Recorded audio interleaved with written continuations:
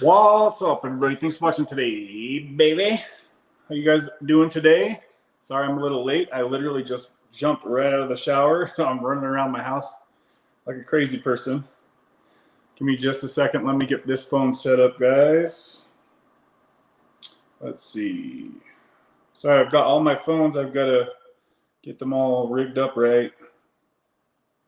And the phones are a little bit different, so it takes me a second to get them all figured out. There we go. This phone feels so small. This iPhone 7 is so tiny. Okay, YouTube. How's everybody doing today? Looks like we've already got some comments in there. Hey, Michael, how are you? Deb, good to see you in here. Let's see who else is in here. Drop me a comment if you guys are just stopping by here. Okay. Hopefully you guys can hear me okay. Everything sounds right. I posted the link. Zach, I seen you had mentioned something about getting on after 6:30. I hope you're not talking about Mountain Time because I won't even be on that late. It's 4 o'clock Mountain Time where I'm at. So I had asked you if you meant Mountain Time or you're probably your time. I'm assuming you mean, I think you're Eastern Time. So that should be 4:30. So that should work. We were supposed to have, who was it? The tattoo, what was his name? Tattoo guy or something like that was supposed to hop on. Let me know who's in here. I posted the link up top for the tattoo guy. He's supposed to be first on. Hopefully he shows up on time. And then if he doesn't show up, Zach's next in line. I'd like to have a few people on today. It would be nice to talk about somebody else's story other than mine for once. I know you guys love me and all that, but I gotta spread the love. Let's see here. So it looks like Deb was the first one to comment. Good job, Deb. Always in here first. Yeah, I think you're right. He means 6:30 Eastern, so that should be in the next 20 minutes or so. Yeah, I love that picture of Izzy too. That's why I leave that as like my main picture. How you doing, Deb? You feeling better? You all stabled out? Stabilized? Okay, yeah, so Zach says, yeah, 30 minutes from now. Marky, you want to jump on? I don't see the tattoo guy in here yet. Is he in here? We can have a couple people on. That's not an issue. So if we want to get a couple people on, that's great. I think that'd be cool to have 2 or 3 of us on chatting. We've never done that before, so I'm really down to try whatever. You coming in, Marky? Markie Rizzo. Holla, Deb. Hey, Marky. So Zach will be back in a little bit. I'm watching for you, Marky, if you're jumping in. I still don't see a post from the tattooed guy. And sorry if I'm saying his name wrong. It was something tattooed in his name. I can't remember. Something with tattoos. But he said that he could make it on for the show, so hopefully he can show up. He was going to share his opiate journey. So before we get started, guys, I just wanted to let you know I am not a doctor. Nothing on my channel is medical advice. This is all for entertainment purposes only, guys. Do not take medical advice from the internet. Speak to your doctor about your addiction issues. All right, guys? Just a side note. I don't know if you, and there's the word, I'm going to say it again. If you guys, that is like, oh, that word, I can't stop saying it. And when I watch my videos on replay, it drives me nuts that I say it so often. So if it bugs you guys that I say the word guys, and now that I'm saying that, watch, you guys are going to hear just how much I say it. Probably shouldn't have said that, but oh, it drives me nuts. It just comes out so easy for me to say that. And it's just like I'm talking to the room. So it's like, what other word would I use? So I don't know. I'm really trying to work on that. So just thinking for the future, if that bugs you guys, trust me, I know that it bugs me too. So yeah. Where's Izzy now? Izzy, where are you? Come here. My Ibogaine. Where's my kid? Where's my puppy? Where's my baby? Isabel, come here. She must be upstairs sleeping, a little lazy Grinch. I've been lazy today too, guys. Sheesh. Been freaking out of it. So side note too, I wanted to let you guys know that, should I say it? Yeah, I'll say it. So I think I told you guys last week I was planning on doing this. So I got rid of all my Suboxone. I don't have any left, guys. And I have a cool video that I put together, and I posted it yesterday, but I see somebody just popped in the guest room. I'll be right there in just a minute. I posted the video yesterday, and then they denied me, all because YouTube denied me, all because I had the word Suboxone in the title. I could put any other word other than that. I could put Suboxone, I could put subs, but because I spelled out the word Suboxone, they denied me. So then I had to push manual review, and I had to have YouTube manually listen to my video, and that was literally the only thing that they would stop me from monetizing the video. I was like, what? Are you kidding me?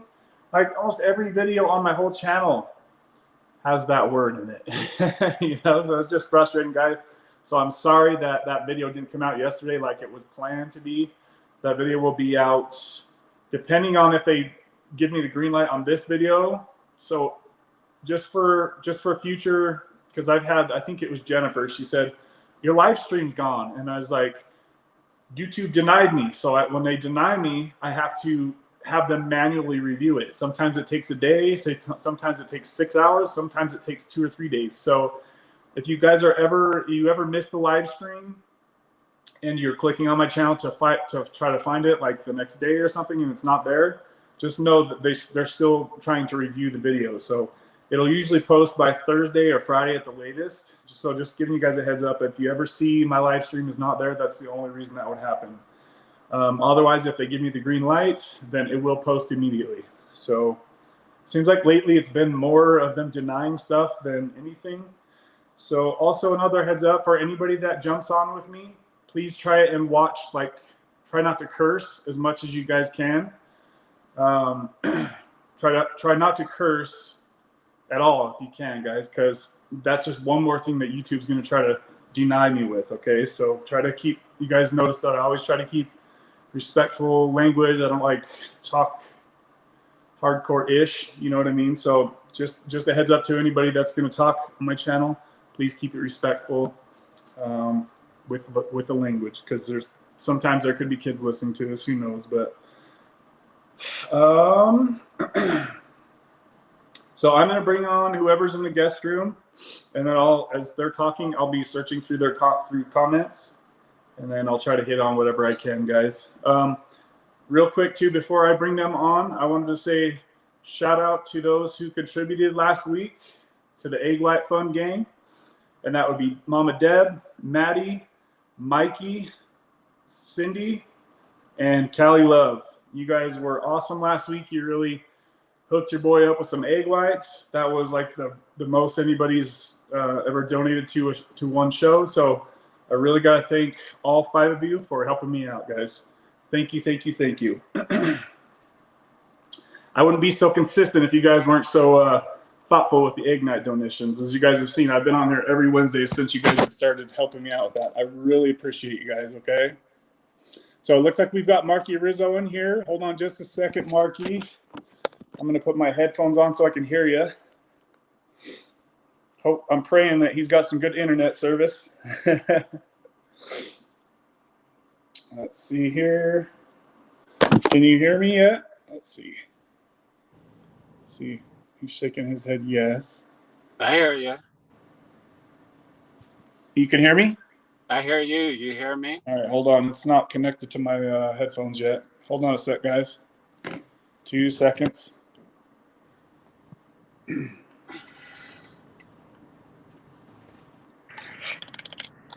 Come on. I think that worked. There we go.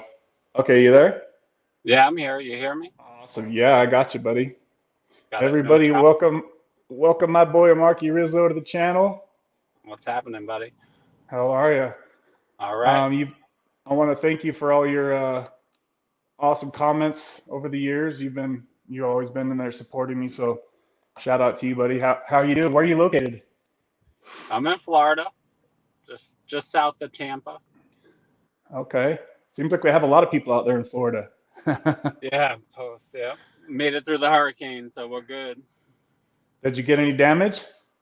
No. It was like a category 1, so it was all right. Okay.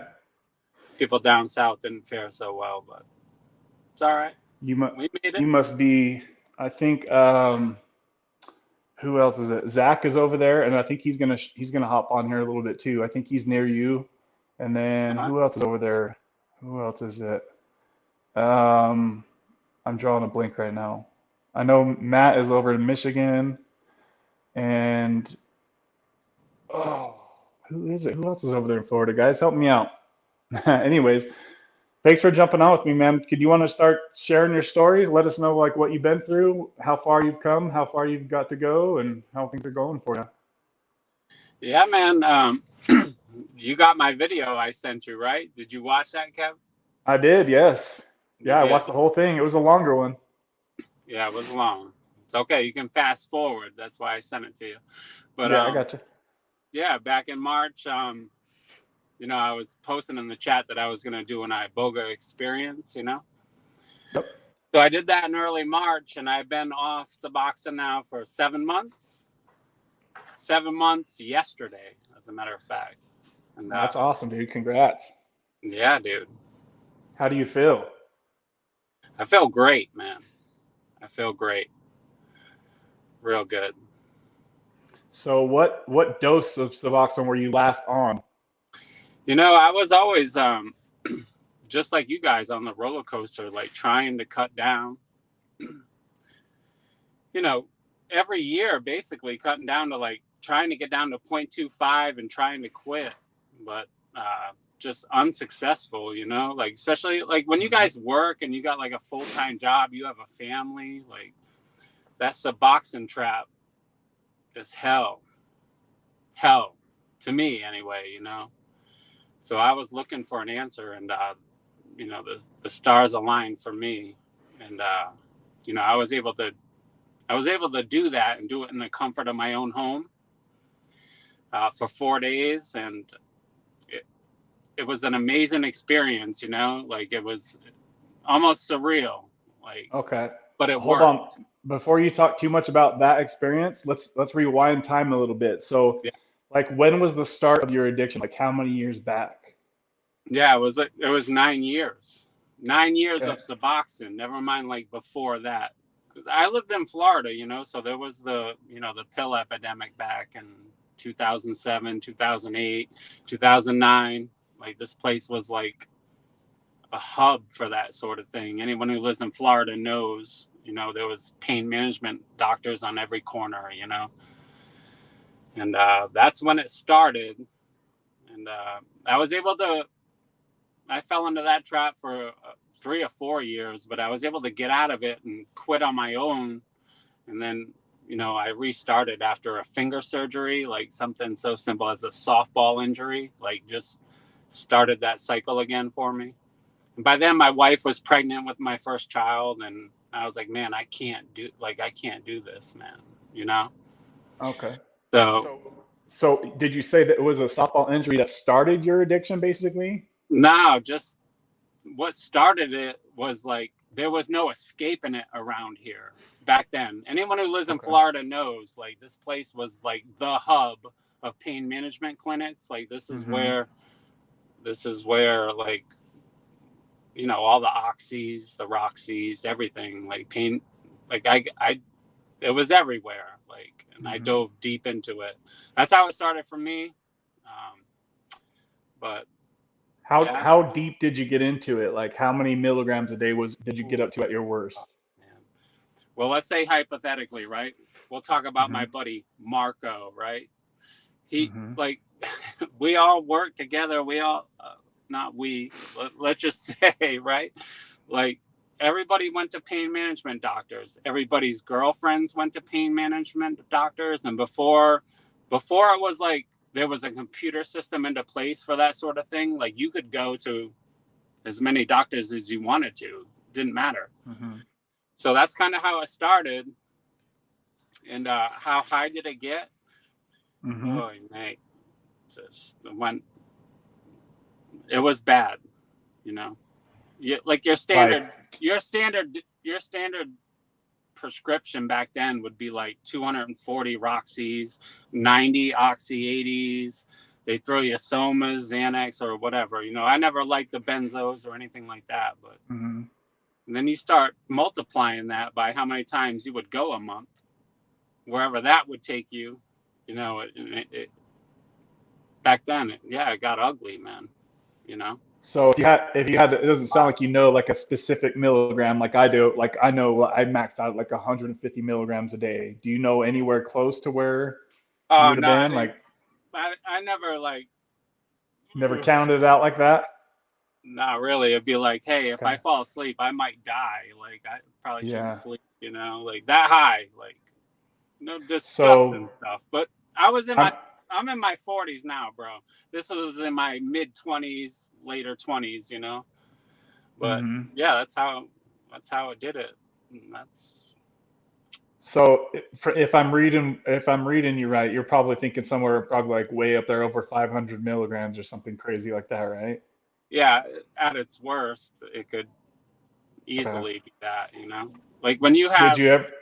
if you have that many scripts coming in a month, like Yeah. there was no, Yeah. when you're an addict, you always think, oh, I'll sell this and I'll do this. You know how it is, but then it Hmm. never works out. You're just taking them all, So Yeah, well, I mean, I've seen, isn't there like a documentary or two on Florida and how easy it was to just hop around, just drive through the neighborhoods and find a different doctor and stop on in. And I could imagine like and not having to pay street prices that you could just take whatever you want all day long and it doesn't really matter. You just keep taking more every day and it doesn't really matter if you've got a script for it. doesn't matter, man. Did you ever dip into like like injection stuff like that? No, I did not. Okay. Didn't I need to because you had enough like a prescriptions. couple, like just maybe a couple times, but not Okay. like shooting it or anything, but just whatever you could get. Like once the computer system went into place and things started cracking down and you couldn't go to all these places, like things got rough, nobody, yeah. So yeah, just a couple times, but not, you know, not shooting it. I Maybe. gotcha. Okay. Yeah. Looks like we've got 6 thumbs up, guys. So if you guys could help us out and for him sharing his story with us, if you guys could help us out and hit that button as you're coming in here. It looks like we've got 13 people hanging out with us now. Thank you guys all for hanging out here in the chat. I see some comments. Deb said, "Oh, it was Joe that's in Florida." Yeah, I was like, his name was right on the tip of my tongue, and I was like, who else is it? I knew there was more people in Florida, but I know Joe has talked about how bad it used to be in Florida as well. So I've heard from many people that Florida is just like used to be Yeah. insane. So That was right around the time when like all the houses were being foreclosed on and that whole banking system, like it was just, yeah, it was disgusting, man. It was fit all right right. in. So I'm assuming that after they started linking the computer systems together, is that when that all kind of fell apart for you? And is that when you It, stumbled across Suboxone or? well, like at that time, just you get into this thing where certain people would come by and they had Suboxone and they would give it to you, right? So like if you ever ran out, you would just have them laying around just in case, so you wouldn't be sick. Really, is how I used it at that time. Mm-hmm. But like I quit that cold turkey like at a super high dose, and I just went through it, man. And I literally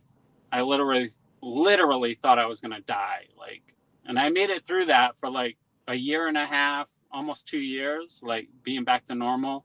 Still like keeping the one guy that I would go to a month, trying to manage that just for the wrong reasons anyway. But and then Mm-hmm. when I was 33, I smashed all 3 fingers and my middle finger playing softball, and like it was the worst surgery I ever had. The surgery was botched, and yeah, that just started another cycle. Like when I thought it was well behind me.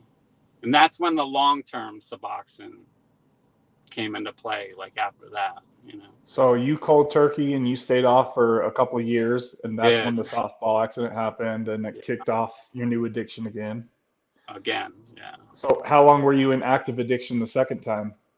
Not long at all. My wife was pregnant with my first boy, and I was like, I can't do this again, right? And that's when I went and jumped on that, you know, quietly. Nobody knew either, right? This was like nobody knew. I just did it myself, and that's what I went through for like that long, man. And that's why I was always listening to you guys, like for all those years. Even what's her name that passed away? Like she was awesome. Rockin' Roberta. Like all these people, like for years I listened to them, like trying to find a way out of what I call hell, right? Which I could never do it. Like anyone who does it and weans down that low, like I have like a huge respect for it, right? Like huge, like, but I could never do it, man. So like I started researching Iboga like back in 2017. And like finally I bought a house, and like I had this long plan that just fell into place, man. Like a 2-year plan that fell into place perfectly for me. Like the stars aligned, everything happened, and like I just put the nail in the coffin, you know? So like I would how many people you got in the chat? But like not a lot, right? Like I would post my story, the one I sent you in that chat. Like I would post the link, like so I don't have to tell it if they wanted to listen to it, you know, about my experience going through it all or whatever. Like not that I like want to wrench, dude. Like you can take it back after, but if someone wanted to listen to like that whole story, like I would post it. Let's do this. Like, let's wait till the video posts, and then you can post your comment with the link, and I'll pin it to the top. So that way, because most people watch on the replay anyway. There's only 12, 13 people maybe in here right like now. You'll get 1,000 views. I'm trying to stay low key, bro. No, it's all good. You know what I mean? Like, yeah, you know, the corporate people don't like, you know, I don't like putting my business out there, but I do want to help someone. Like, if you were in a spot like me where you hated it, right? Like I'm a normal dude. Like I make good money. I have a nice house. Like, and I was stuck on that shit. Oh, excuse me. I don't want to swear, but like I would have done anything to get off of that. Like anything. And like that's You're talking what about drove me to Suboxone? that. Yeah. Suboxone. Okay. What doses of Suboxone were you on? What did they? Well, low, like 4 milligrams or lower, depending on like how, like during the year, you know, just like you were constantly trying to dip down, right? And then you would like come back up. You would go back down. Like being sick all the time, like, you know, like when you get below like a 1 milligram, like you're, in my opinion, you're already sick, man. You're trying to adapt to like something that like you have to stop taking it to get off of it. And that's just the bottom line, right? Like we hate withdrawals. Like that's the thing. Like we're all like, when you're addicted to something, like you want an easy way out, right? Like instead of going through it. But like your mind is always going,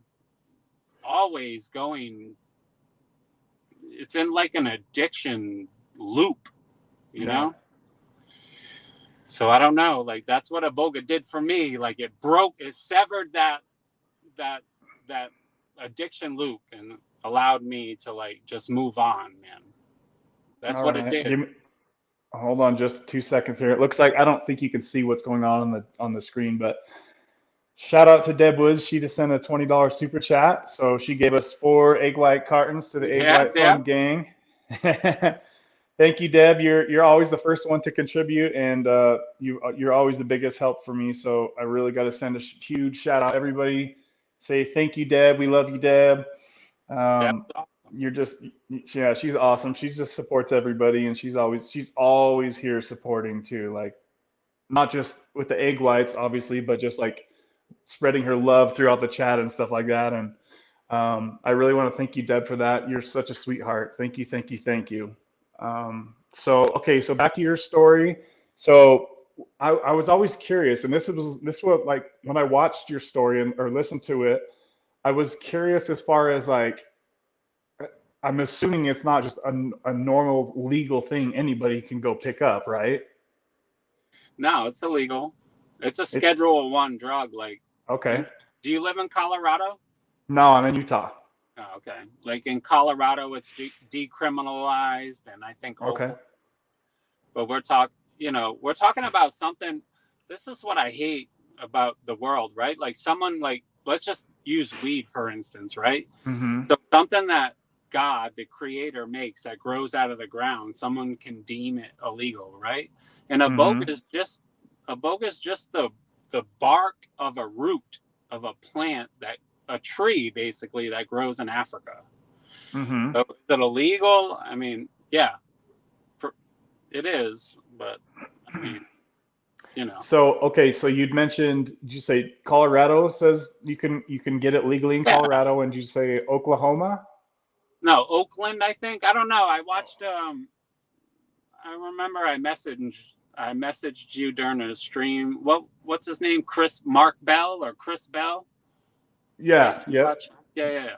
He did Yep. a documentary about his Iboga experience, and he said it was decriminalized, like Guru, Amin, all those guys. Like it was decriminalized in Colorado and maybe Oakland, if I recall, right? But Okay.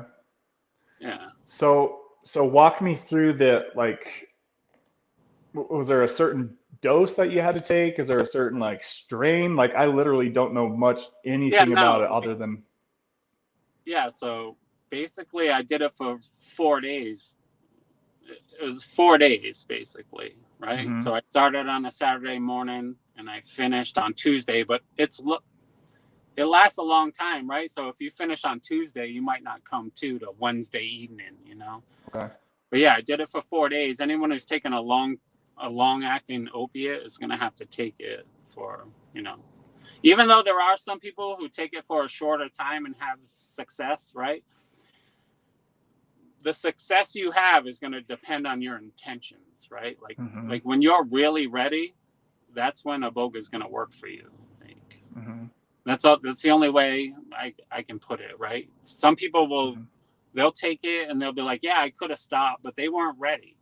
But if you're ready, like, that's when it does its magic, Okay.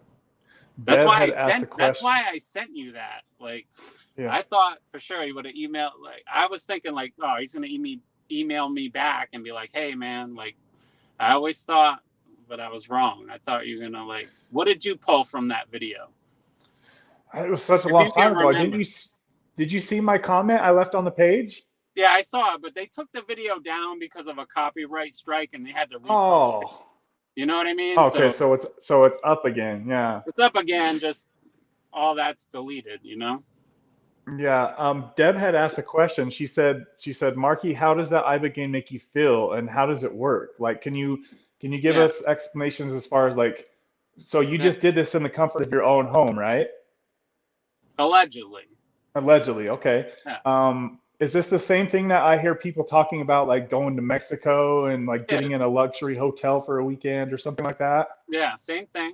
Yep. Same thing. So like what were you experiencing? Can you remember? Like, well, when you take Ibogaine, right? Like it tells you what to do, right? Like you're basically gonna lay down, you're gonna shut your eyes, you're not gonna move, and you're gonna go into what they call a dream state for days. Like, if you did it once, fine, yeah, you would go through it, it would take a day or whatever. But people that are on Suboxone or methadone or something long acting, you have to take it for like 4 days. So you're going to be in bed going through an experience for 4 or 5 days basically is what's going to happen. So you're going to need a sitter, you're going to need someone you trust. And so you're gonna need someone basically to babysit you, like the 24/7, you're gonna be like passed out in bed, basically. I mean, just to make sure, everybody's different, Like to me, I was gone. To me, it felt like I was gone for months, and I was just gone for like 4 days, But it was. I wouldn't trade the experience for anything. That's a special plant. And I don't want to call it a drug. It's a teacher plant. And yeah, it was life changing for me, you know? Yeah, Deb says she'd like to see that video. So yeah, please repost it as soon as this video posts. Post it right there in the comments. Do you still have the link? You can post it in the chat. You know, I don't know if I want to, like, if I post it in a comment underneath, like 1,000 jabronis might like check on it, you know? And I'm trying to stay like. I gotcha. No, you'll need to resend it to me, because if the one that you sent me before is gone, right, then there's going to be a new link. There's going to be a new link for it. Yeah, I'm on my phone. I'll send it to you like when we hang up. What time is it? Yeah. It's 4:30 where I'm at, but it's 6:30 where you're at. All right. So just email it to me again, and then I can post it that way. Okay, that's fine. So before I let you go though, so is there any like how could you explain it? Like, did you feel like you were floating off into space somewhere, or do you remember any of it? I remember all of it, and I'll never forget. Like, that's the thing, I'll never forget it. So this is the hard thing, like trying to explain. Like, you can try and watch videos and on YouTube and search Iboga. It's hard to put it into words, right? It is, in a way. Like, yeah, it is. So, like, for me personally, I felt like I was in the rainforest, bro, with like indigenous people, like, and you can't tell me no different, right? Like, I wasn't there. Like, it was so real to me in that way. That's why I don't want to retell the whole story about just a small, like, tenth of percentage of what I actually went through when I told the story. But yeah, it was amazing, and it teaches you a lot, and a lot of self-reflection of like things you've done in the past, and able to wash those things away, right? Like, I'm talking things you've done. Like, if you can think about all the bad things you've done in the past 20, 30 years, however old you are, right? And like, you got to process all that and get like face to face with them, like from an outside perspective, right? And like, you could wash that all away and like come out of it with your brain like just thinking differently, right? Like, when you wake up every day, Kevin, like, what's the first thing, like, when you open your eyes and you jump out of bed, right? Like, how do you start thinking? Like, what is it? Are you like, oh man, I got to do this today. I got to go to work. I got to do this. Like, most people, like, we're stuck in a loop, like, every day, right? Yeah. What if you woke up and you just, like, you were at total peace and your mind didn't race, and it's like you thought about Suboxone, you were like, oh man, no, man, that equals death to me. Like, I can't take that. Like, I want to live, you know? Like, I don't know. They'll say it rewires your brain, right? I would agree with that 100%. And I can't tell you scientifically why it does it or whatever, because I could take it and you could take it and you might not have the same experience as me. But it was just, I don't know how to explain it, man. I just think differently. I approach things differently, and like, I don't know. And it's hard to. Like, it's too easy to just say, oh, my brain switched, right? Like, but it did. It was incredible. Like, I couldn't, but I was so ready. I was ready. Like, that's the thing. Some people might not be, but. So it just felt like your brain got like an upgrade, like a software upgrade, man, right? Like I said, I just equated Suboxone to death, and I wasn't going to die. Like, I wanted to live. And that was it, and like, are you withdrawal free coming out of it? Like, when you take an Iboga flood dose, like, you'll feel really good for quite some time with that stuff charging through you. Did I still go through some things? Yeah, I did, but my mind didn't go to the negative stuff, like, oh, I feel tired. It wasn't like, oh, I should take some Suboxone. It was like, oh man, I'm almost done with this. Like, I can't wait to crush, Your mind changes. And that's the best way I can explain it, Like, I wish there was an easy way. I've thought about this for months and months, like how I could explain an Iboga experience it. and I just can't. I gotcha. Can't do it. Yeah, I know that certain scenarios like that are like undescribable, and just like you said earlier, is like it's going to be so different for everybody. Yeah. Did you ever like have any? Because I'm the kind of person that I get like panicky, like scared. Like if I can't control everything that's going on, No, I it's can not get like scared. Nothing no, like that.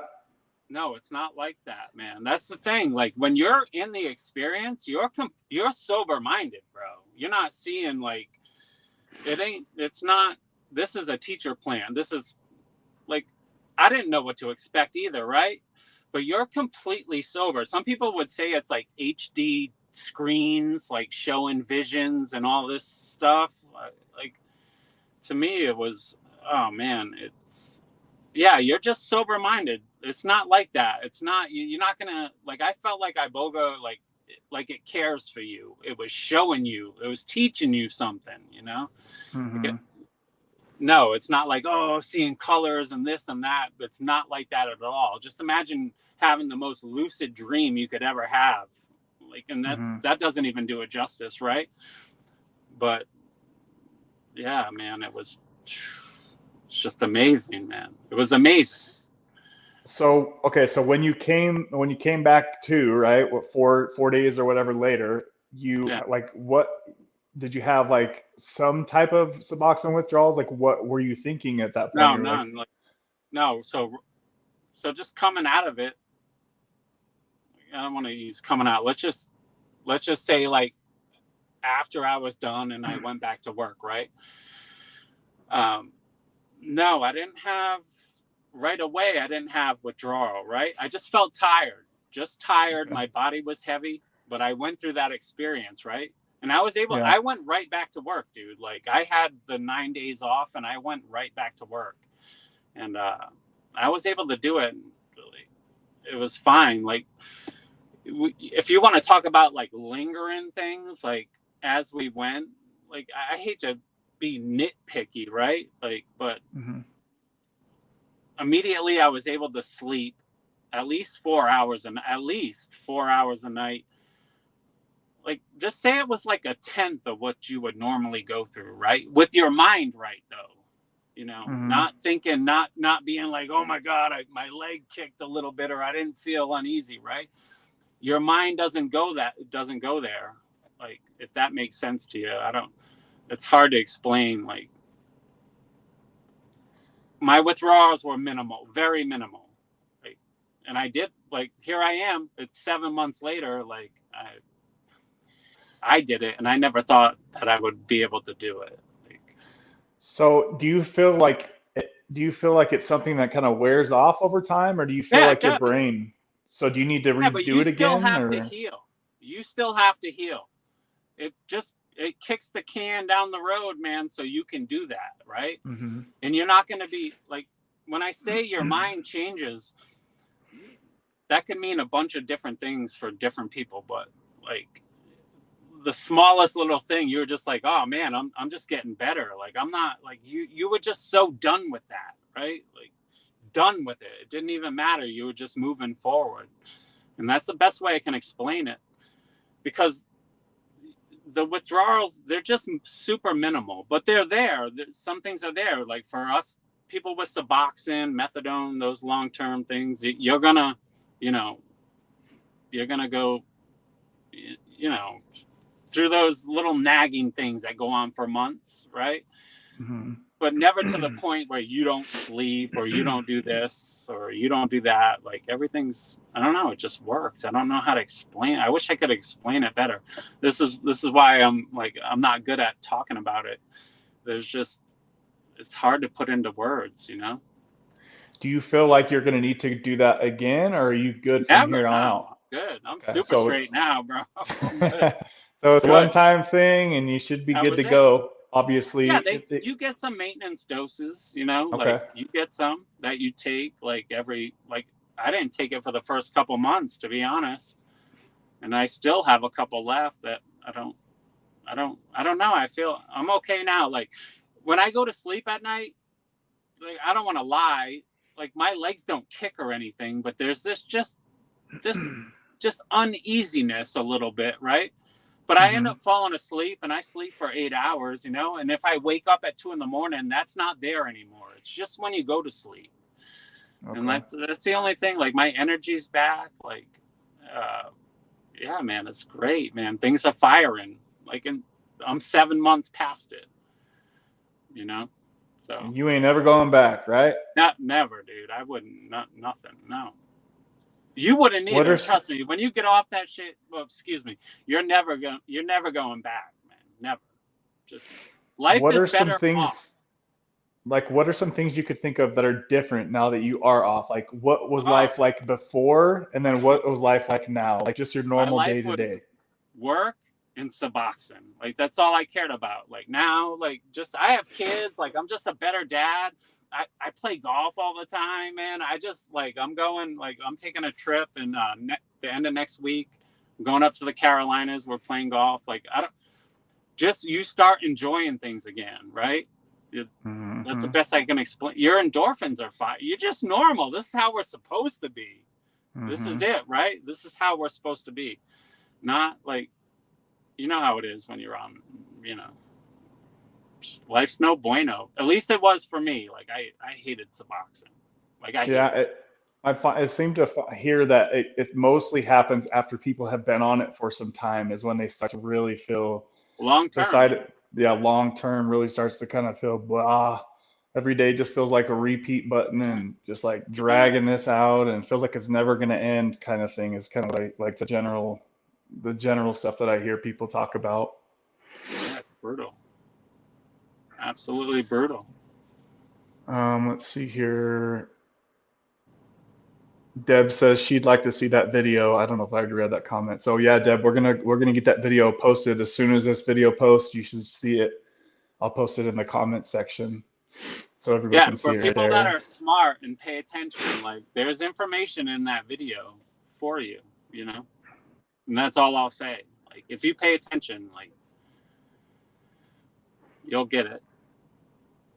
So you guys hear what he just said. So if you're interested in what he's talking about, watch the video and listen for some things in the video, and then you'll figure out what you need to figure out from there. Yeah, just listen to my story, how it worked for me, how it came about, like, how I figured it out, and who helped me. Like, it's all there. Just pay attention. Deb says it sounds spiritual. Oh, it's very spiritual. That's the first, like, I've taken, like, in my younger days, I've done acid, mushrooms, things like that, right? This was my first teacher plant experience, which nothing could have, I tried to do all the research in the world before I did it. I tried. Just nothing could explain what it was like for me anyway. You know, it was amazing. Like, to me, it was life-changing for me. Like, I still have emotional ties to it, right? Even though, like, because you come out of that experience, and you'll be confused a little bit. Like, you'll think like some of that stuff happened before you even took the Iboga, and like, because it's so real to you, like, it's real. So it takes some time coming out of it. I'm not gonna lie, it's gonna take you 4 or 5 days to, like, stop seeing trails and, like, to settle back into reality. It's not something you do. Not saying you should do it, but it's not something you do on Friday night, you know. It's something. And go back to work on Monday. Yeah, you don't do that. No. No. Okay, man. Well, I appreciate you hopping on and sharing your story and keeping it tight like that. I really do appreciate your comments over the years as well. So yeah, I'll definitely post that link to your story, and I'll probably end up watching it again as well, because it's been a while since I've seen it. I'll email it to you, bro. It'd be good. Okay, man. Send it over to me. All right. Good talking to you, though. Okay, buddy. Yeah, thanks for hopping on and sharing, man. I appreciate it. Somebody else hop on. Don't leave your boy hanging. Yeah, Zach's gonna hop on here in a minute, I think. All right, right on. Bye, guys. Hey, buddy. Thanks. Have a good day. See you later.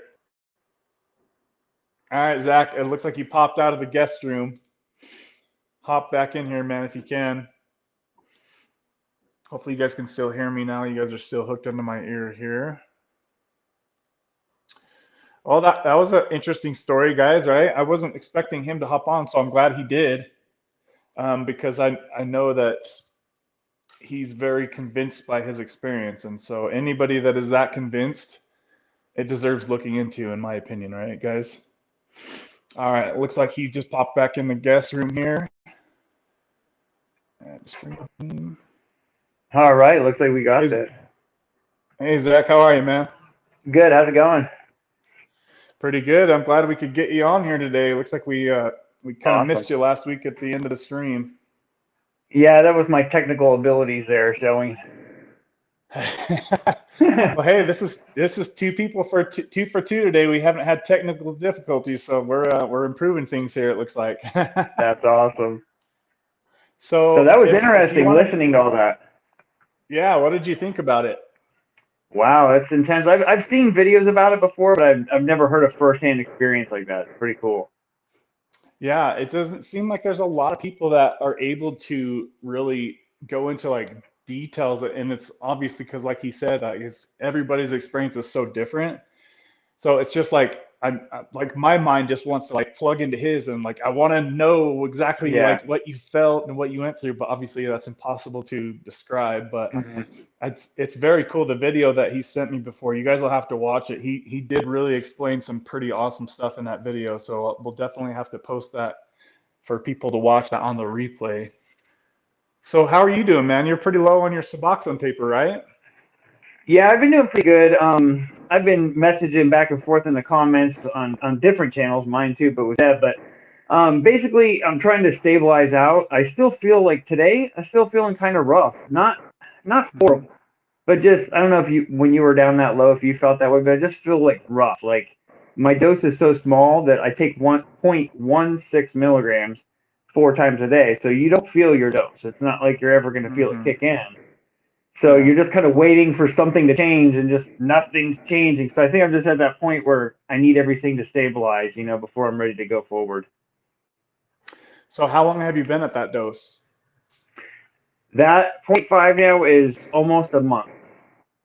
Wow. Okay. So it's definitely, see, I remember when I was right down to that dose, I want to say I stabilized kind of quick. Like I feel like it was right around the one milligram mark that I really had a hard time getting below that. But then it's like it picked up steam again and I was able to continue. But then again, I was like, just like thinking back on that whole taper of when I came off at 1/4 milligram, like I rushed it too fast at the end, and I believe that's kind of where I goofed up and messed myself up. So I like how you guys are really taking your time, really slowing it down there, as you guys seen, just like Reed did. You're probably really close to where Reed was at. Just need to stay on that dose a little bit longer, it sounds like. Exactly. Yeah, that 0.5, like you said, going from 1 milligram all the way to 0.5 was pretty easy. Usually 10 to 14 days, I would switch to the next, 0.1 at a time. But when I got to this level, like last night, I had broken sleep again last night, but it wasn't horrible. It wasn't like restless legs. I was able to sleep. I was able to get back to sleep. I did wake up like 3 times, which kind of sucks. But it's like that. It's like not bad, but then again, I'm ready for it to be better. I'm waiting. So if you could explain, like, what are some of the issues that you're having? So I just feel like right now, I feel antsy, uncomfortable. Just, like I would love for that dose to just come flood in and save the day, but it's not going to, So, and I refuse to take more than what, I'm set at. So I'm just kind of stuck here until my body decides to treat me better, and feel better. It's not horrible, but it's just uncomfortable all the time. That's what kind of sucks. So all day long you're just like anxious and stuff like that, or what? Yeah, but it's very minor. It's not nothing that, motivation was pretty good today. I got a lot done at work. So it's so minor, but it's like there. It's like nagging you. It's like, just keeps nagging you. Just saying, hey, I'm right here. So I'd seen one of your more recent videos, and you said that you were starting to kind of level out. Did you go down again from that last video that you said that? No, it seems like it just comes in waves. And I do feel like I leveled out a little bit because it was getting kind of rough. Like it was like, I wasn't able to sleep at night. A couple of nights was 3 hours. So that was kind of rough. And then now it's been like I could sleep. I'm just getting broken sleep, and I'm just a little uncomfortable, but I'm not getting that that really, feeling where it's just too much. I'm not really getting that anymore. Are you getting restless legs at all in your sleep? No, only a couple times that happened. That was when I got down to the 2 milligram level, and I was stuck there for about 21 days. Maybe it was 1.6 milligrams, somewhere in there. It hit me kind of like it is now, to where I just Mm-hmm. felt like, what is going on?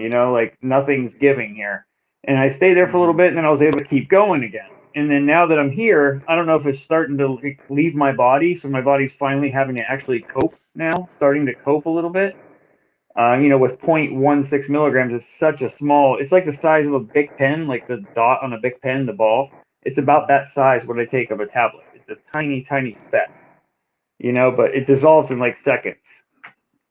Tell these guys how you end up getting your dose to be that small. What do you have, the film or do you have a tablet? I have the tablets, like the big white ones, and I use a diamond scale. So on a diamond scale, half a milligram is 0.025. So I just weigh out the 0.025, which is a half a milligram, and then I break it up into like 4 pieces. I try to get 4 even pieces, and I keep weighing them out over and over and over until I get a solid like 0.023 or 0.025, but not over. I just don't want to go over. Oh my gosh, man, you're down there. Woo.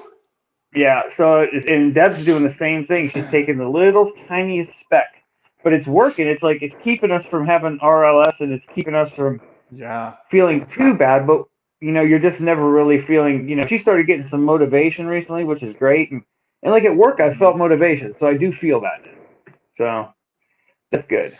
Yeah, it's awesome that you and Deb are like taper buddies. Like you guys can help push each other through, and like when the other one starts struggling, the other one starts coming through, and then like you kind of pull each other up, stuff like that. It can be really helpful to find somebody that's at a similar dose, as you are. That way you guys can kind of help push each other through the next dose and like motivate each other. It's always good to have that little support network. Do you have any other people on your channel that are like similar doses to you guys? No, there's a few people. I've seen a few people on here too, and I've had a few new subscribers. I don't really push the channel. I'm a lot like, I'm sorry, what was the last name of that last guest? I'm not familiar with some of the people. The last guest Markie that was Rizzo. Just on. Okay, Markie Rizzo. Marky. He was saying this. He doesn't really push his either. I don't really push it because it's just kind of organic. Plus, I'm a business owner. I'm known in the community, so I'm a little sketchy with, really. It's kind of like my secret community. I gotcha. So, do you not want me to mention your channel? Just leave that alone, or do you want me to? I wouldn't mention it in a big way, maybe on videos, but like live stream, like you were saying, like posting something in a live stream or something like that, it's a little more organic. It's just us here. Of course people watch it, I guess, but I'm not that worried about it. But I don't push it. I'm kind of like him. I don't really push it. Do you want me to have Deb post your link here in the chat? If people kind of see us in the comments or wherever, she can post it. It's fine. It's fine. It's not a big deal, I guess. I guess I'll be more happy about the public end of it when I've accomplished and hit the finish line. I think that's going to make me a lot more encouraging to speak out, because I'm not there yet. I'm close. Yeah. Just not there. Yeah, you are very close, man. Mr. Dork just said Zach is great. Oh, thanks. Let's see. Rachel B says, I can definitely relate to having to be secretive. Deb says, taper buddies with a little heart sign. Let's see who else is in here. Ethan says, what's up? He says, when does Zach come on? You in the waiting room. Thank you, Marky. Let's see what other comments we have here. Oh, Deb says it took her a month to stabilize at half of a milligram. Was that about how long it took you to stabilize there? Yeah, that's where she's at now. Is about a month, and that's where I'm at. We were at the same days. At day 14 on 0.5 milligrams, we were at the same day 14. So it just wound up being there, and we've been just about a month now, if not a couple of days over. I'm not sure exactly, but yeah, I think it is stabilizing. It's just I'm waiting for my body to come through and give me that natural good feeling again, I guess. Yeah, it might take a little bit, man. I just like how you guys are being so, like, what's the key for you guys to be so consistent? Like, how do you not have a string of bad days and be like, screw it, I'm going to go up to a milligram? Like, what's the key for you to stay so on track? I think it's and I wonder what Deb would say to this, but I think it's just there's no option. There's not, I have my own supply and everything like that. To me, my decision was so final that there's no option. There's no I'm having a bad day, so I get some. You just don't get any. That's it. Period. You know, I guess I don't know. That's just maybe a burning desire, that kind of thing that gets inside of you, where anything you accomplish in life, think back to like you were gonna do it. Nobody was gonna stop you from it. It was gonna happen, and I think that's just kind of it. Did you have to get to the point where you like kind of hate Suboxone in a way? No, and that was a weird No? thing. You know what? Actually, what started me up with it, what I think really had a lot to do with it was I've always had a little bit lower testosterone, but not horrible. It's never been a problem. But I looked into some, supplements that I take that were clinically proven and stuff, and I started taking these things, and all of a sudden I noticed more motivation at work, and I started noticing things feeling better. And I was just taking my Mm-hmm. regular subs, for usually 32, 40 milligrams a day, and then all of a sudden I went and got back on my Dick Quit channel, saw one of your videos, saw you just kind of checked in with everybody, found out about Rock and Roberta, which was horrible. And then and it just all of a sudden, I don't know, I was just like, I'm doing it. It's happening right now. I don't even Just know so really you why. a switch flipped in your head, and you're just like, let's do it. Yep. It So wasn't an option anymore. ever since that option went away, have you been how you are now, just religious with it, like strict tapers? Absolutely. Like, Yep. that's awesome, dude. Never one time This have I taken more than my taper doses scheduled to have. That is very impressive. Yeah, that's not easy to do. In my experience, it was not easy for me to do. I was always like impacted by, a breakup or moving or starting a business. Like I get stressed out and overwhelmed so easily. So whenever I had issues like that come up, it really kind of sent me back on the roller coaster ride. And I was like, before you know it, I was back up to 4 or 6 milligrams, and then had to do it all over again. So yeah, learn from people like Zach and Deb. They're just really just how Reed went, just slow and taking your Yeah. time. And I mean, you kind of went like this, I would say, because you started off at Yeah. what? Well, actually, hold on. I'm going to pull up your history, but before I get there, it looks like Marky sent a super chat for $5. He says, "Egg whites, baby." Thank you, Marky, for the super chat. I really appreciate it, dude, and thanks for hopping on and sharing your story with us, dude. That was really brave of you to do. I know it's kind of nerve-wracking to get on other people's channels and spew out your past history. So props to you, Marky, for your support and also sharing your story. And I look forward to having people check out your Iboga experience as well. So if we could back up a little bit with you, Zach, like, could you tell us about like your addiction history? Like, how long ago did it start? What did you start on? How high of milligram did you get to? Stuff like that. Okay, well, everything started when my dad and mom were hippies. So we had a closet full of things growing in there. So that kind of got me started at 8 years old. I was a regular smoker of cigarettes. By the time I was 12 years old, I had packs stored in like my room hidden. I always had cigarettes pretty much. Started the partying life. That started to kick it off. Then I didn't really, I was into more organic stuff. Never into like white end and stuff like that, white, whatever. But Mm-hmm. basically, eventually, 12 years old, I slipped, had a back issue at 12 years old, found out I was born with an extra lumbar vertebrae, had severe back problems all through school, had to like put my arm behind my back to stand up so I wouldn't fall and collapse sometimes. I obviously was not taken care of properly by the medical system, because why would you ever let a kid go through that? And then wound up having back episodes always come up in my life. And of course, once I hit Florida and had the big pill push in Florida, which he's exactly right, that was around the time when I started getting my pills from the doctor. But before that, I was getting them from other people and just not going to a doctor. So around, 20 years old at parties here and there, I would just take them. I was never a drinker, so I would just, I'll take a pill, kind of thing. I didn't care about it. But eventually you're not feeling good without them anymore. And every party you want to have those too, because you're not going to party like when you have those. So that's kind of where it started. And I had a back issue, went to the doctors, got my script, and then built up from there and got severe. I started stocking like bottles and bottles and bottles. And, like he said, there was just so much that, and I was making good money as a business owner. So I would just buy as many as I could. If I needed money, I would sell some that I had. And I was taking, like he's talking about, large amounts. So then all of a sudden I came into my doctor's and he's telling me, he's basically like, look, I can tell something's going on with you and we need to have a talk. And he's like, I have this program with Suboxone. He's like, are you interested? It was $3,500, paid half down. He gave me a bunch of pills to get through the weekend and said, by Saturday I need to stop taking them so that I can go into precipitated withdrawal so I can come in Monday and take subs. And that was it. I started in 2006, right around August and October 2006, I started Suboxone. Went up to 16 to 24 really quickly.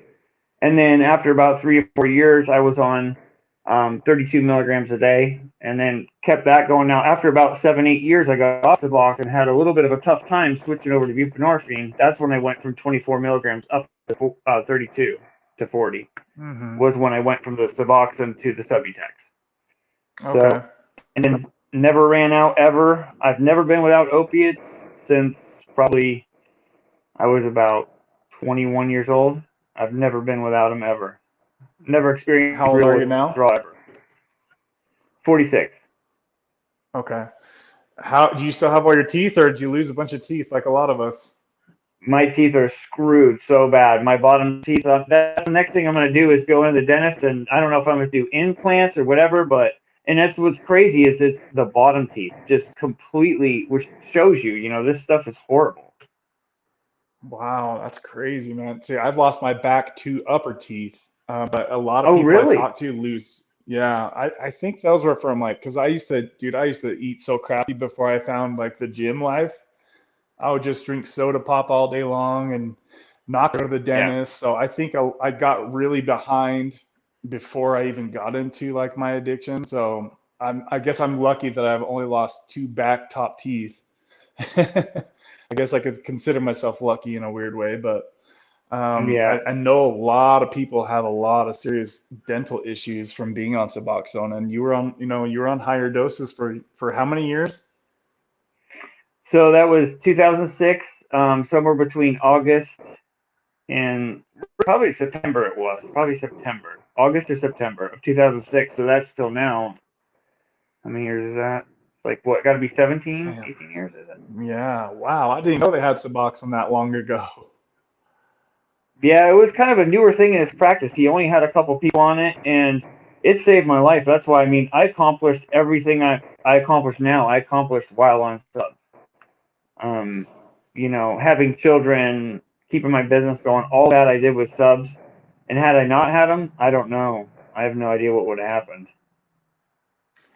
That's crazy, man. Somebody had asked, let's see if I can find the comment here. Oh, Mr. Dork asks, I wonder if it's easier to taper with pills or films. What do you think, Zach? I don't think it's easy to taper. I just think it's going to be hard no matter what you do. I'm not sure because I've never had films, so I really wouldn't know. I only know the way that I've had. I don't know if he's wondering. I think he's thinking more of like splitting up the doses and stuff. I'm pretty sure that's what he means. I would Deb think does that like Deb does it. I would think that easiest would be to do the 2 milligram strips. I would think that would be the easiest way because they're still the same size and you can cut them up pretty straight. That's what unless you got a scale like Zach does. I've never even thought to weigh it out like that. That's an interesting. I never even heard anybody talk like to weigh it out. I was wondering how you could calculate the dose so small without the film. Yeah, with a diamond scale, it makes it really easy. That's a good way. So if you guys have a diamond scale, that's one way to do it if you have the tablet. So I've never heard anybody say that, so that's cool to hear that. And they're cheap. Let's see, and they're cheap. Yeah. Mr. Dork says, I'm cutting a 2 milligram film into a third right now. So that's what, like 0.75 or 0.68 or something like that. It sounds like. Yeah. somewhere around there. It's funny how you have to like calculate these little tiny doses out. Let's see here. So, okay, so after your Suboxone, so how long ago was it that you started tapering from the higher dose? So April 20th, I decided I was gonna, and this is part of the reason you were talking about going through hard stuff. We had just lost. I had gotten this divorce, which turns out she had cancer in all of her lymph nodes and stuff. That's why crazy things were happening. So I feel, really bad about the divorce because I was in love with my bride, and never would have thought of divorce ever until things started getting really weird. She had cancer, passed away, and this was March 17th. So I decided to start tapering April 20th. I think a big part of it is, going through this huge thing and becoming a single dad, but also knowing I feel a part of me feels like Subs took a part of her husband from our marriage. You know what I mean? Like, I feel like they took part of me. And, I didn't have a big problem with not performing. I had a problem with wanting to perform. I had no libido, nothing. Yeah. I mean, I could perform, but I just didn't want to. I mean, I had no desire to. And here I married this, checked? I did, and it was only barely low. It was like, he's like, yeah, it's a little low. He goes, but it's not that low. He's like, so I wasn't even like, he just said it was slightly low, but not like a problem or nothing. So, but I feel like just going from having a higher testosterone to having that lower one was a big difference to me, even though on a number line it looked okay. Yeah, I've always thought like there's two parts to like the sexual issues. It's like obviously the testosterone numbers being pushed down, but also just like the numbing effect that it gives you for guys. I'm not sure how it would work for women, but for guys, it's like if your body is numb and you can't feel like all the things you're supposed to feel, it makes it hard to even want to get excited about that kind of stuff. So I've found it very challenging, especially mostly on higher doses. When I got down to like 4 milligrams and below, things were totally fine from there, like much improved. But like the higher doses I never was really that high. Like 16 was about the highest I've gone, and I wasn't at 16 milligrams very long. But even up there at that dose, I could tell it was definitely taking a toll on my desire, as you were talking about. And it's just like, this is not good. I need to start getting down quick. Yeah, that's something. So, basically in 6 months, you've gone from, what was it, 42 milligrams a day? Yeah, so I looked at the journal, and for the first 2 months, I went from 32 to 40 milligrams, sometimes a lot more than, sometimes I would take 5 or 6 in one day, because I've always took, some days I would take less and just stockpile. So if I was doing a busy day or something, I would pop halves or even whole ones like every 2-3 hours. Like I would just keep taking them all day, every day. That's how I took it. I would eat and take my thing at the same time. I didn't even care. Like I was taking so much, I would literally put it in my mouth and go to Wendy's and grab something, real salad or something, and then go eat it and then go back to work. So I never even waited an hour or nothing like that because I was taking so much. Dang. Yeah. You probably couldn't even really feel it because you were so saturated, right? Could you even feel it back then? No, couldn't even. Yeah, you just don't. You just feel motivation. That's crazy. Yeah, for me, whenever I'd have higher doses, I would just feel blah. Like I'd want to sleep like 13 hours a day. I wouldn't want to do anything. I don't really want to do anything anyway, but I'm in like this lazy mode of my life right now, and I'm like starting to kind of find ways to get out of it. But I really think that I've kind of punked myself by closing my business and just like kind of retiring for like a year or two, really. Like my investments were crazy and then they all took a crap. So now it's like, all right, well, I got to go back to work. But just like thinking, I was like, all right, well, I'm going to take this time off of work. I'm going to figure out, like, get off Suboxone, blah, blah, blah. And then it's just like, before you know it, like, you're so bored that it's like your little escape from reality. So I just like, you think one way is going to be a good idea and then it totally like backfires. And then you're like, what am I doing, man?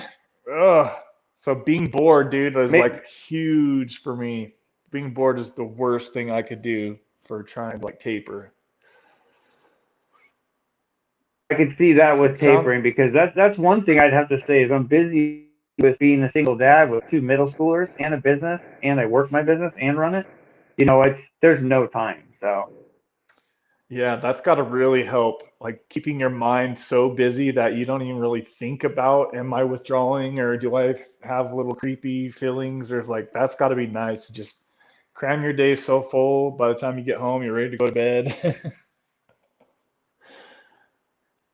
it still feels So, unproductive though for some reason. Like I want to be doing others. I want into real estate and stuff. So I'm like you. I'm kind of like I feel like I'm in this sabbatical and I'm tapering and I'm waiting. I'm in this waiting room tapering until I can be normal and then I can go back out in the world again.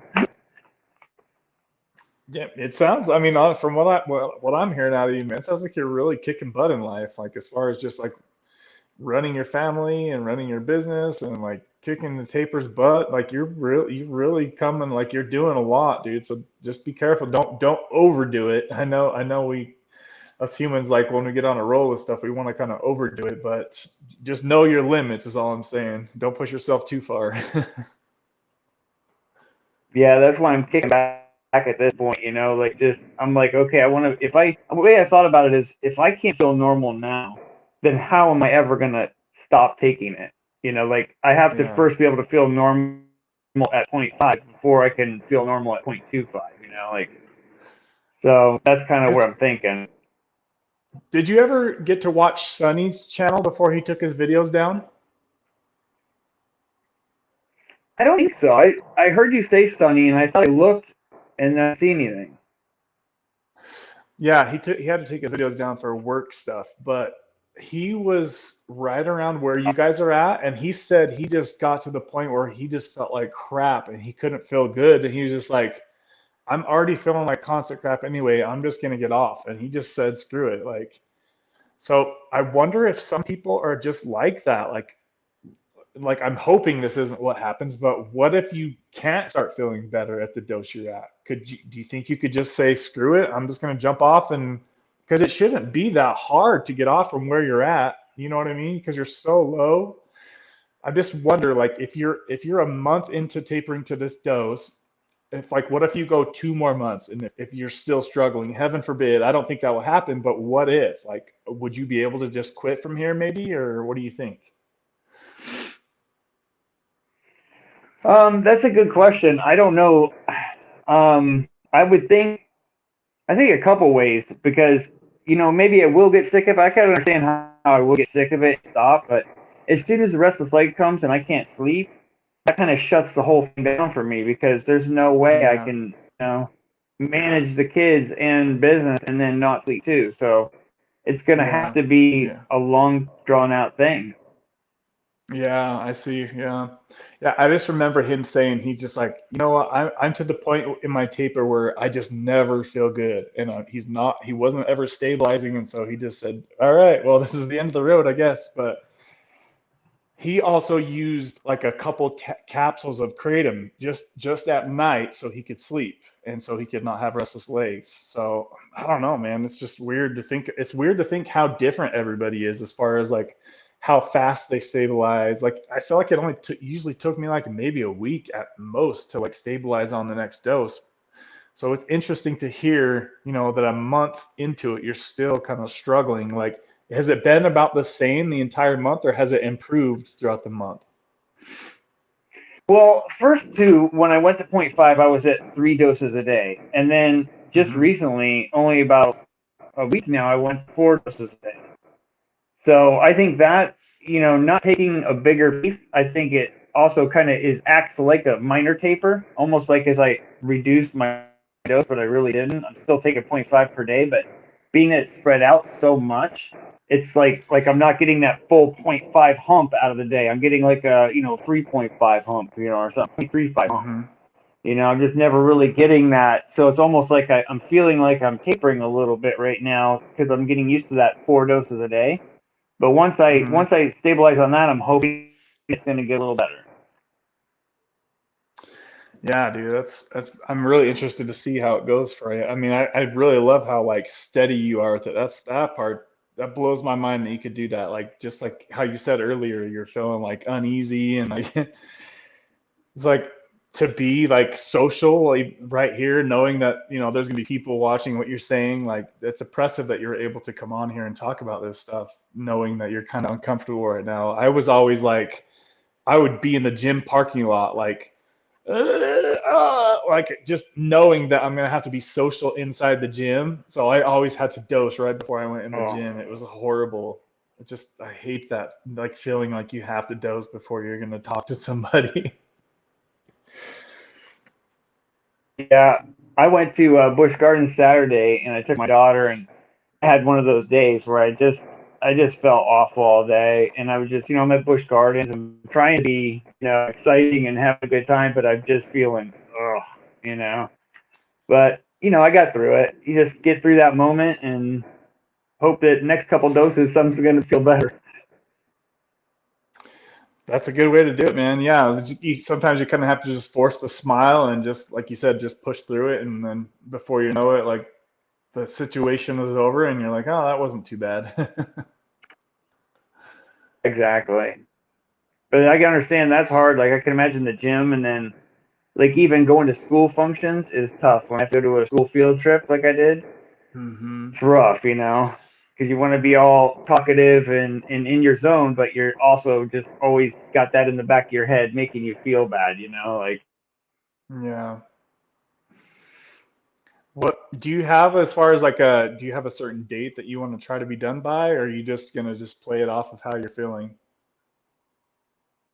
Yeah, I've never really gone by a date, and I think Reed really kind of helped me get that idea of just writing it out that long. I heard you first talking about it when I first came on to revisit the channel. You were talking about this to Reed and how he being so disciplined with it, and he's just taking his time. And I thought, that's doable for me. Maybe I could do something like that, because I could actually conduct life and not be shut down for a month or whatever. Yeah, I mean, it's just like how far you've come and how fast you've come that far.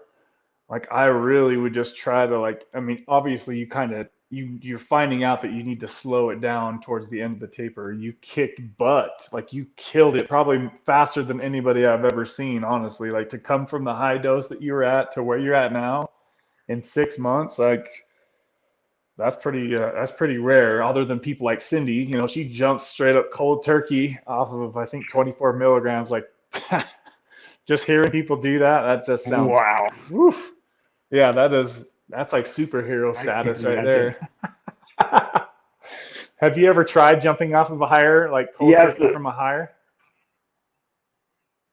I tapered once before when I first got the channel, and I got down to like 8 milligrams, 4 milligrams. I thought I was really something. I thought, wow, I'm really down here now. Looking back on that on hindsight, getting down to the below the 2 milligram and realizing how hard that was, and all the people like you that mentioned how hard it was going to be when I got there. It's like, well, I'm sure I'll be fine, when I get there. No, you're not going to be fine when you get there. That's when the battle starts, because that's where the mental battle starts, where you've got to really fight it. But I was going to say, the first 2 months, I went from 32 to 40 milligrams down to 8 milligrams within the first 2 months. To 2 milligrams. I went down to 2 milligrams within 2 months. 32 to 40 milligrams to 2 milligrams in 2 months. Then I went from 1 milligram in 1 month. Then it took a while. Then it took going from 1 milligram now has been already over 3 months. So most of the time it's been below 1 milligram, most of my time of the 6 months. Wow, man, that's awesome. I can't believe that first month, how far you went. So for you people that are out there on the higher doses of Suboxone, you heard just from him right there how far he came in 1-2 months. Like, tremendous amount of tapering power right there. Like, was it very hard for you to go? I mean, what did you experience tapering those first 2 months from high dose down to 2 milligrams? Like, what did you experience? Well, I experienced, and the funny part is, being that I was still taking some, I never did have restless legs. I never did that whole time. I never did have restless legs. There was one weekend that got a little bit rough. I remember I went to Clearwater with my kids, actually. It was right on the beach at the Sand Pearl Resort, and I'm like feeling the worst I've ever felt ever. But that was when I was right at the end and getting to the 2 milligram level. But that part wasn't hard. It was only really hard after that 2 milligram. But I think all those waves were catching up with me from those 2 months of dropping, and so I was just getting pummeled by all that residual effect. Yeah, I could see how that would happen. I always tell people, like, I look at Suboxone tapering as 2 separate levels. Anything from 2 milligrams and up, that's like level 1, and then from 2 milligrams to 0, that's level 2. Like something like right around there. You know what I mean? It's just like it's a different level getting from 2 milligrams to 0 as it is to go from the higher stuff, just because of how many receptors are still being occupied. Even when you're on 2 milligrams, it's still a lot of your receptors are still okay, good to go. Yep. Exactly. Yeah, that's crazy, man. Well, shoot, I won't take your whole night. I was happy that you're able to get on here. Do you have anything you need to say before you hop off here? That's it. I'm gonna enjoy the rest of the stream. Good seeing you guys and coming on and everything. Thanks for having me. Yeah, dude. Thank you for hopping on. Sorry we missed you last week. We're gonna have you on again as soon as you've got a little time fully off. I know you're close, but I'm confident that things will be different once you are off and stabilized and good to go. So we'll have you back on the channel whenever you're ready to, okay? Sounds awesome, man. Okay, buddy. Thanks. Deb posted the link to your channel, so you should start having just a few more people subscribing over there. So have fun with that. Maybe you can meet some new friends on there, all right? Thanks, bro. Okay, buddy. Have a good night. We'll see you in the comments. Sweet, guys. We had 2 people on. Isn't that awesome? I think that's the first time we've had 2 people on in the same stream. That makes me happy. I like talking to you guys. You guys, like, these people that are hopping on the channel, they're people that, like, you know, like, you see so many comments and you're interacting with people for years sometime and you don't get to see their face, and then you see them hop on. You know, it's awesome to, like, put a face to the name. So thank you guys for hopping on and sharing your stories, especially while being uncomfortable like Zach was. I know that that's probably the last thing I would be wanting to do if I was on the verge of withdrawal. So props to both of you guys for hopping on. I really appreciate both of you. So thank you. I'm going to read some comments, guys. It looks like we missed a bunch of comments. So I'm going to skim through like the last 20 minutes of comments. If you have anything to say or any questions, feel free to shoot them in the comments now, guys. I'll probably be on here for another 20 or 30 minutes chatting with you guys if you guys keep the comments going. I don't have to rush off to the gym, so I'm not in a rush to hop off. If you guys want to chill and chat, then let's chill and chat. Your boy's here for you. Yeah. So I do have, I'm going to start doing more fitness videos. I want to start doing like 1 fitness related video a week on my channel, guys. I noticed that on the leg day fitness video was kind of my first fitnessy gym video. I only had like 87 people watch that video, guys. I want to stress to you guys how important diet, health, and fitness is as far as if you're tapering or if you're trying to get sober. Like these things are crucial, guys. And I wouldn't be pushing any kind of health and fitness, any kind of diet upgrades, like anything like that. I wouldn't even be talking about that if it didn't matter as far as like coming into play with your addiction, guys. So if you are not already into health and fitness, please start checking out my health and fitness videos. I'm going to be showing you guys how to work out, how I work out in the gym. I have already got filmed my shoulder day. That video will be coming probably this Friday or Saturday. It will be. It's already recorded and all fully done. And it takes me a lot of time to film these videos, edit them, put in little sound effects and little dizzly dad. Like, editing videos is hard freaking work, guys, especially for me. I'm new at it, right? So please check out my fitness videos, guys. Like, kind of hurt my feelings that only like 80 people watched that video. And then we got these videos that are like 200-300 views, 300 plus. So I understand that this is like mostly a channel built around addiction and resolving addiction issues, but I definitely think that health and fitness is a major part of being able to accomplish your addiction problems. So, or get over your addiction problems. So please, guys, check out the fitness videos if you can for me. Show me some love on there so I don't cry myself to sleep. All right, let's look at some comments here. I'm gonna breeze through and try to pick out some gym comments here. Mr. Dork, 25 minutes ago says, and if you guys notice, I am behind in the comments for a reason because I'm now scrolling back through some past comments. So Mr. Dork at 5:06 says, 16 milligrams covered up all my problems, but felt like those months went by way too fast. Scary to almost feel like I lost time. Yeah, dude, I can relate. I feel like that all the time, dude. Like it feels like as we're getting older, like time goes so fast. Like every week, it's Friday, it's already Friday, it's already Friday. And like even for me right now, time is going by way too fast. And if you're in a high dose, if you're in a high dose state, then yeah, time you can be really numbed out and time will just zoom on by. That's for sure. I did want to make a quick comment, guys, about my Suboxone. So as you guys seen last week, I took my second Suboxone dose. So it's now been 5 weeks since I've been on Suboxone. And I didn't even feel that second dose. As you know, the first dose I got was 150 milligrams. I came on from 4 milligrams of Suboxone, and that was more than enough to make me stop taking Suboxone like right away. So if you guys are, I notice a lot of people are getting the Suboxone shot, and if you are, then I want you guys to try to get rid of your Suboxone as soon as possible, because if not, then you're going to trap yourself. You're gonna be so used to putting stuff on your tongue every day that you're gonna try to tell yourself that you're having some kind of withdrawal, and you're not gonna be having withdrawal, guys. If you have the Suboxone shot, I promise you're not gonna be having withdrawals. So get rid of your Suboxone as soon as you can. And at the very latest, by the time you get your second shot, because I still have some of my first shot in me, guys. It's now 5 weeks after. So by the time you get your second shot, you still have some of your first shot in there.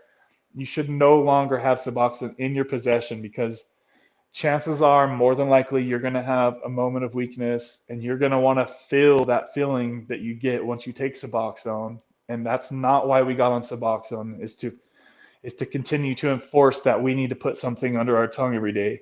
Or that's not why we got on Suboxone. We got on Suboxone because we want to stop doing that. And that's exactly what it allows you to do. So please get rid of your Suboxone as soon as you can. Tell your doctor you don't want anymore, and start to move on, guys. We need to re-heal our brains to not rely on putting something under our tongue every day. So things are going great. I didn't even notice the second shot. I didn't feel any different the day before as I did the day after I got my second shot. I'm just, like I've told you guys from the start, I just feel normal all day and all night. You should want to feel like a normal person. I'm sleeping better. I've conquered my 13-year battle with Ambien addiction. I was stuck on Ambien 10 milligrams for 13 years straight, guys. I am off of Ambien now. I'm going to make a video talking about my 6-week Ambien taper. That video will be coming in the next few days. So things are looking up for me, guys. It's felt so hopeless with my Ambien addiction. It's felt so hopeless. I can't tell you guys how many times I've tried to get off and been unsuccessful. And then to finally get this figured out and finally be able to move past that, it's a great feeling. I feel like I'm making awesome progress in my life right now just because of that one thing. That's a big thing for me, guys. Let's see here. All right, jamming through the comments here. Okay.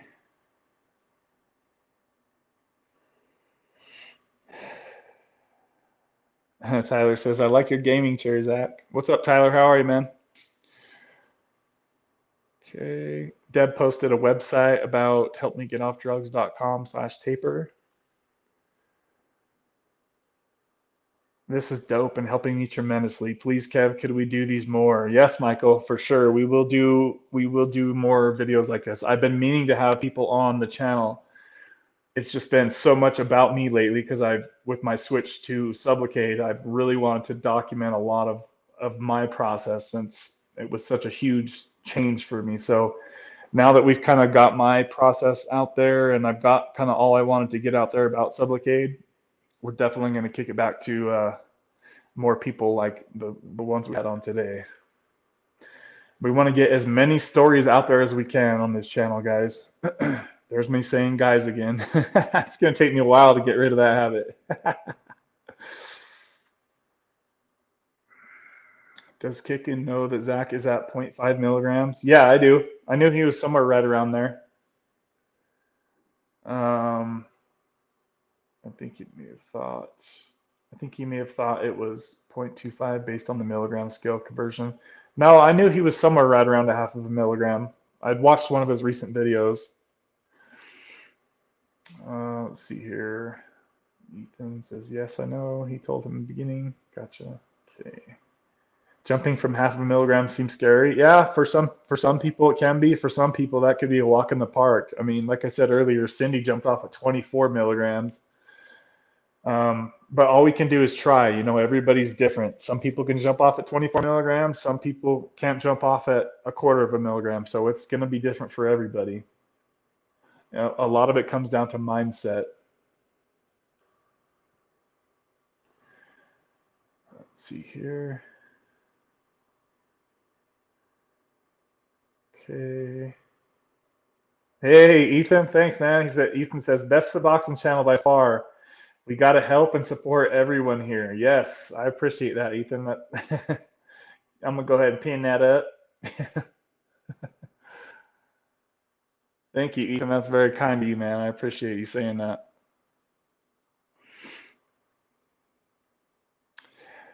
Have you ever gone to the live stream, Deb? No, she's too scared. Yeah, I've been asking her to get on if she ever wants to. Deb, the floor is all yours.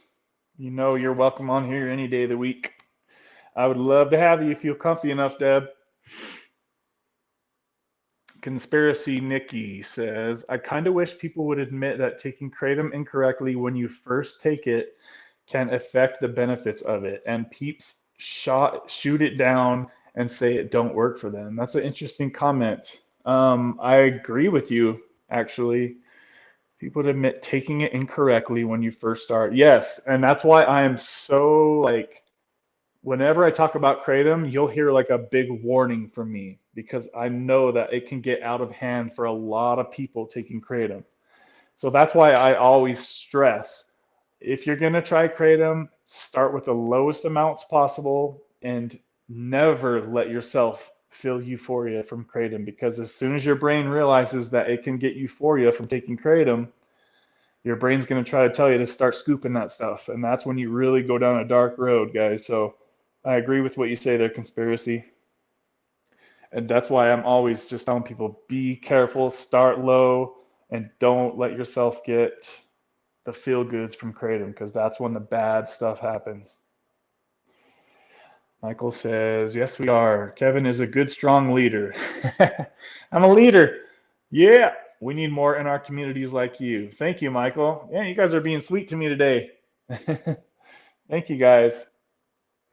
I really appreciate those heartfelt comments like that.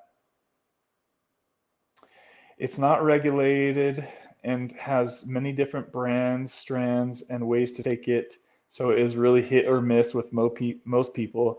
My friend took it wrong. She took a teaspoonful and threw up too much. Yeah, if you're getting sick from kratom, you're taking way too much. That's why I tell most people just to start off with the capsules, because you can just take like 1 or 2 capsules, see where you're at after an hour or two. If you start taking teaspoons, you're taking way too much, more than likely, unless you're like addicted to like injectable stuff. Then you probably need bigger doses like that. Jeremy, yo, what's up, Jeremy? Let's see here.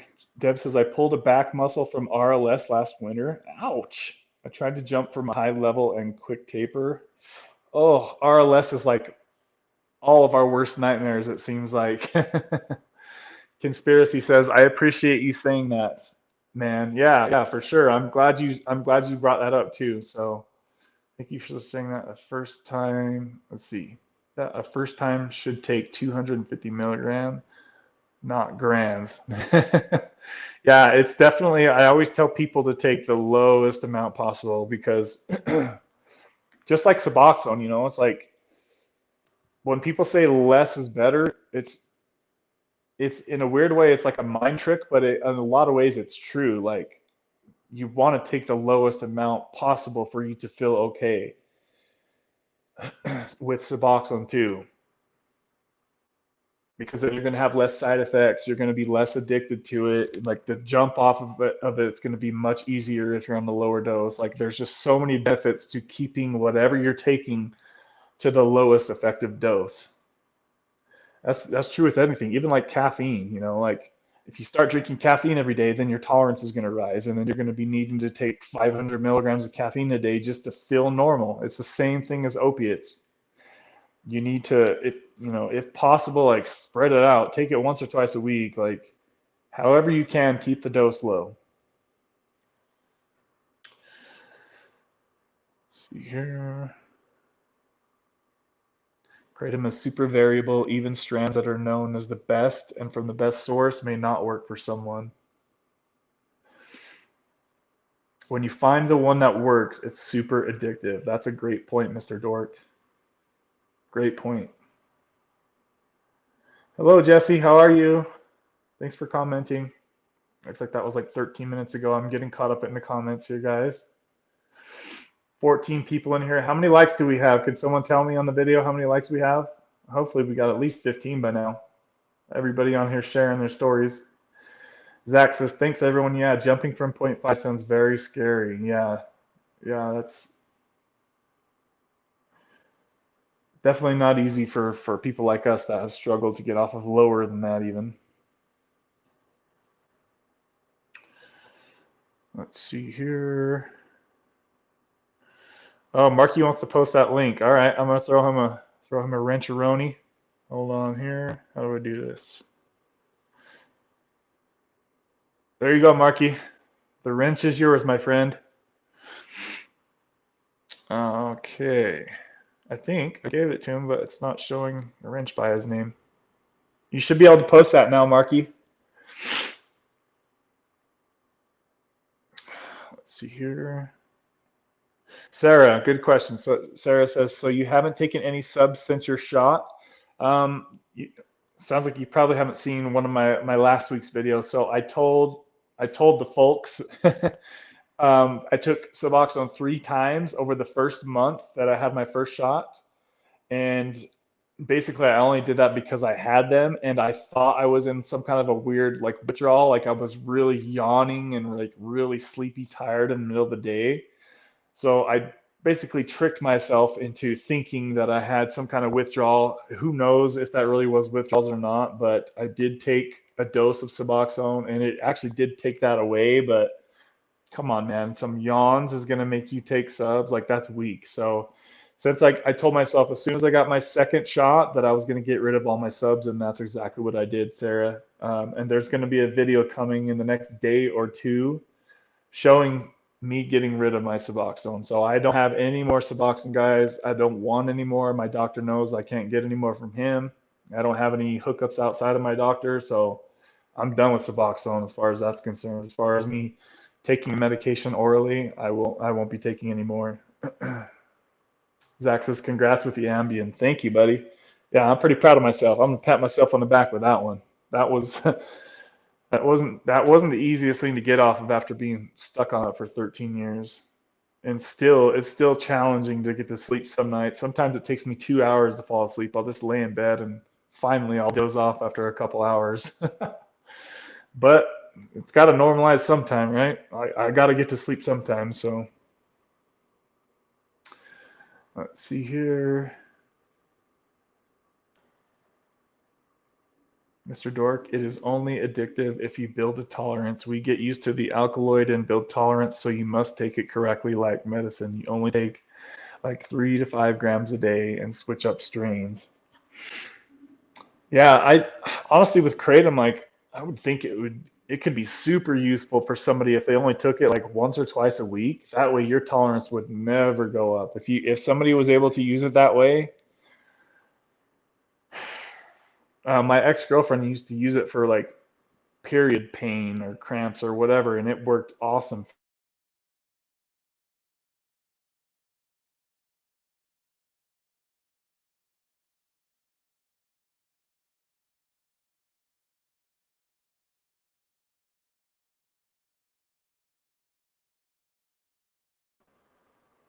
And it wouldn't be a normal stream without that, would it, guys? It happened again. The ghost of the iPhone kicked me out.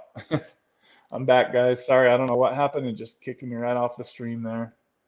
Seems like it's always right around that hour and 40-minute mark. It does that. Glad I'm back.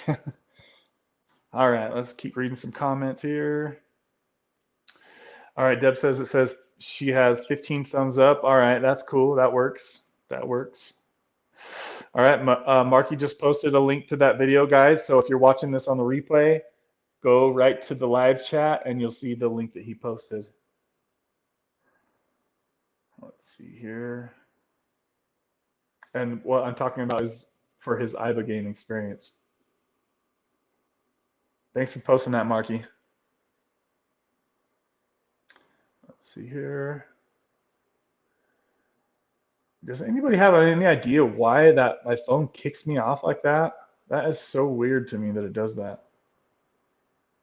At least it lets me come back on. That would suck if it didn't. Okay, it looks like I'm all caught up in the chat, guys. So fire off some comments for me, or else we're going to be talking about some dead air.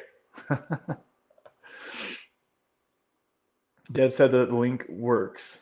Let's see here.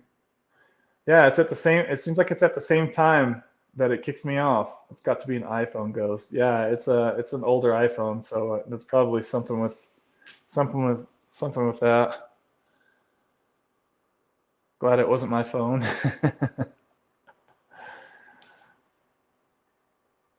Yeah, so I should have. I'm thinking that this video, guys, should post.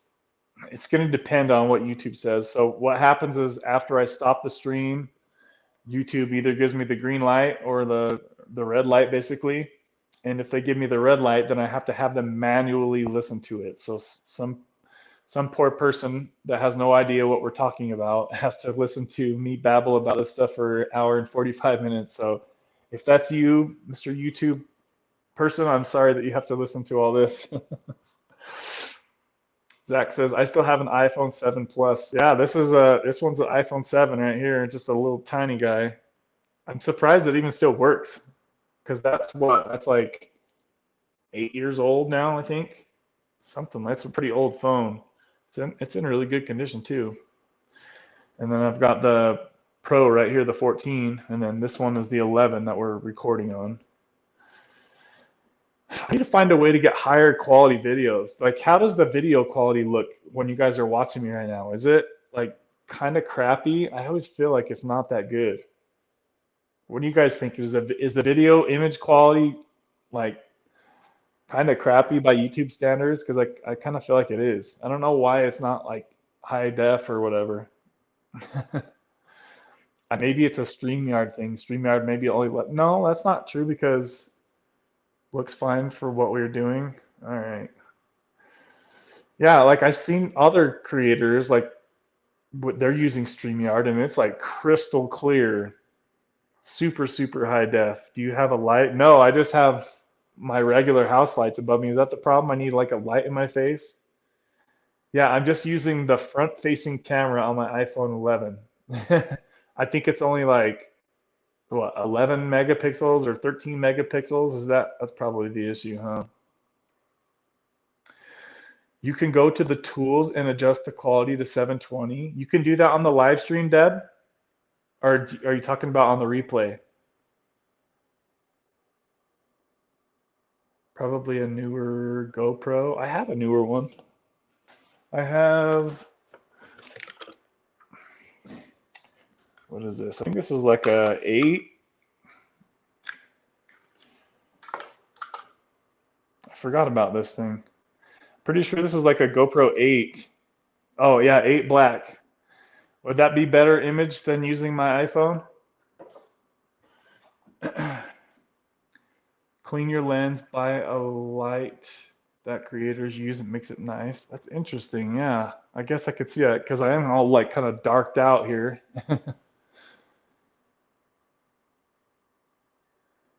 Let's see here. I just did it to the live stream. Oh, that's cool. So you can adjust the quality on the live stream. That's awesome, Deb. I didn't know that you could do that. Let me see if I can do it. Because I'm watching it here. Where do you do it at, Deb? Let's see. Let me see if I can figure it out. Oh yeah, 480. Okay, let's see. Does it change? Does it change much? I found where you can adjust the image quality. Do you guys notice a difference if you change the image quality? Let's see. I'm gonna go back down to. Oh yeah, it actually does work, kind of. Let's see. Sorry guys, I'm tinkering with YouTube settings here. Thanks, Deb. Oh yeah, that's way worse. I just went to 144p. I'm gonna go to 720p. That is so cool. Yep, there it goes. All right, guys. Thanks, Deb. Sweet. Look at this, Mama Deb hooking me up with the with all the YouTube tricks. That makes it a little bit better. That makes me feel a little bit better then. Let's see here. Clean your lens. Conspiracy says, you still look handsome anyways. Oh, thank you. Now you're going to make me blush in here. Thank you. That's very sweet of you to say. Upper right-hand corner tools. Sweet. We got it, guys. Well, does anybody have anything else to say before I hop off of here? Looks like we're over at an hour and 45 minutes. Hopefully I didn't say the word guys too many times during the stream. Who knows if I did. Sometimes like I'll watch like a replay and I'm like, oh my gosh, I said that like 50 times, man. Come on. Hopefully I don't overuse that word too much. If there's anything else I do that's like really annoying, guys, be honest. Just tell me in the comments and maybe I can try to work on it. Because sometimes I might be doing things that are super dorky and I don't even realize it because that's just how my personality is. So if I'm doing anything that's really annoying, let me know. I won't take offense to it. So overall, you're happy with the shot? She asks. Yes, totally happy. I'm very lucky that I was able to get insurance to be able to get that shot because I wasn't going to pay $1,700 just to get one shot. I think that's a ripoff, first of all. So hopefully if somebody is wanting to get on Suboxone, hopefully you can get it done through insurance because if I had to pay $1,700 to do this, ugh, that would be, I mean, now I would be at $3,400 for 2 shots? That just sounds way unreasonable to me. But yes, overall, I'm totally happy that I went this route. I'm excited to see what happens when it wears off in next, I don't know, few months or whatever it is, whatever it's going to be whenever the shot runs out, basically. I'm going to get either 1 or 2 more, and that's it. I won't take, my plan is to not take anything after the new year. So before New Year comes, I don't want to take any more shots, and I just want to move on. So probably worst case scenario, I take a shot sometime in December, and then I'm done with it. Wow, that's awesome, and congrats on getting off the Ambien. Thank you. That was a long time coming. I felt bad because I made like a Ambien taper video like 2 years, and sometimes I'll get people posting like, so how are you doing now? And I'm like, well, I'm still fully on it.